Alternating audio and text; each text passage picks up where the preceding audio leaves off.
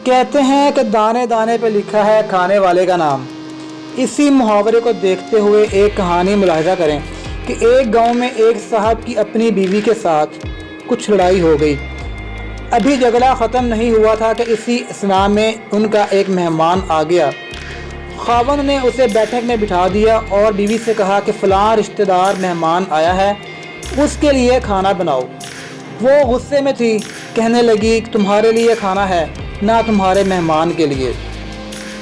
वो बड़ा परेशान हुआ कि लड़ाई तो हमारी अपनी है, अगर रिश्तेदार को पता चल गया तो खामखा की बातें होंगी। लिहाजा खामोशी से आकर मेहमान के पास बैठ गया। इतने में उसे ख्याल आया कि चलो बीवी अगर रोटी नहीं पकाती तो सामने वाले हमसाए बहुत अच्छे हैं, ख़ानदान वाली बात है, मैं उन्हें एक मेहमान का खाना पकाने के लिए कह देता हूँ। चनाचे वो उनके पास चला गया और कहने लगा कि मेरी बीवी की तबीयत ख़राब है, लिहाजा आप हमारे मेहमान के लिए खाना बना दीजिए। उन्होंने कहा बहुत अच्छा, जितने आदमियों का कहें खाना बना देते हैं। वो मुतमईन होकर मेहमान के पास आकर बैठ गया कि मेहमान को कम से कम खाना तो मिल जाएगा, जिससे इज़्ज़त भी बच जाएगी। थोड़ी देर के बाद मेहमान ने कहा ज़रा ठंडा पानी तो ला दीजिए।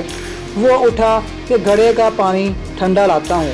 अंदर गया तो देखा कि बीवी साहबा तो ज़ारों की तार रो रहे हैं। वो बड़ा हैरान हुआ कि ये शेरनी और उसके आंसू। कहने लगा क्या बात है। उसने पहले से भी ज़्यादा रोना शुरू कर दिया। कहने लगी बस मुझे माफ़ कर दें। वो भी समझ गया कि कोई वजह तो ज़रूर है। उसके खावंद ने कहा कि बताओ आखिर तुम्हारे रोने की वजह क्या है, तुम ऐसे क्यों रो रही हो। बीवी ने कहा पहले आप मुझे माफ़ कर दें, फिर मैं आपको बात सुनाऊंगी। खैर उसने कह दिया कि जो लड़ाई झगड़ा हुआ मैंने वो दिल से निकाल दिया है और तुम्हें माफ़ कर दिया है। कहने लगी कि जब आपने आकर मेहमान के बारे में बताया और मैंने कह दिया कि ना तुम्हारे लिए कुछ पकेगा और ना ही मेहमान के लिए, चलो छुट्टी करो, तो आप चले गए। मगर मैंने दिल में सोचा कि लड़ाई तो मेरी और आपकी है और ये मेहमान रिश्तेदार है, हमें उसके सामने ये पोल नहीं खोलना चाहिए। चनाचे मैं उठी कि खाना बनाती हूँ। जब मैं बावर्ची खाना में गई तो मैंने देखा कि जिस बोरी में हमारा आटा पड़ा होता है, एक सफ़ेद रीछ आदमी उस बोरी में से आटा निकाल रहा है। मैं ये मंज़र देखकर सहम गई। तो मुझे कहने लगा ए ख़ातून परेशान ना हो, ये तुम्हारे मेहमान का हिस्सा था जो तुम्हारे आटे में शामिल था।